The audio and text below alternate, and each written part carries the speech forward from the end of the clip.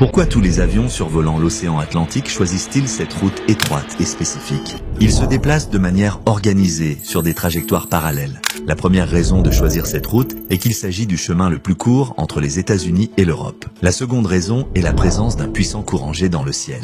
Ce trajet est surnommé l'autoroute invisible des avions et il a été découvert en 1920 par le météorologue japonais Wasaburo Oishi. Il a observé que les vents se déplaçaient vers l'est à des vitesses atteignant 150 miles par heure à une altitude supérieure à 30 000 pieds. Ce courant jet aide les avions à économiser du carburant, réduit la durée du vol et atténue les turbulences, rendant les trajets des États-Unis vers l'Europe plus rapides que dans l'autre sens. Mais comment les avions évitent-ils les collisions? Surtout que les radars ne fonctionnent pas au-dessus de l'Atlantique, c'est là qu'entrent en jeu les routes de l'Atlantique Nord. En raison des changements constants des courants de jet, des experts analysent quotidiennement les données et créent littéralement des itinéraires spécifiques pour les avions. Lorsque les avions approchent de ces routes, les pilotes demandent l'autorisation d'y entrer. Les contrôleurs aériens déterminent la vitesse, l'altitude et la distance entre les avions en fonction de toutes les demandes, rendant ainsi le vol plus sûr.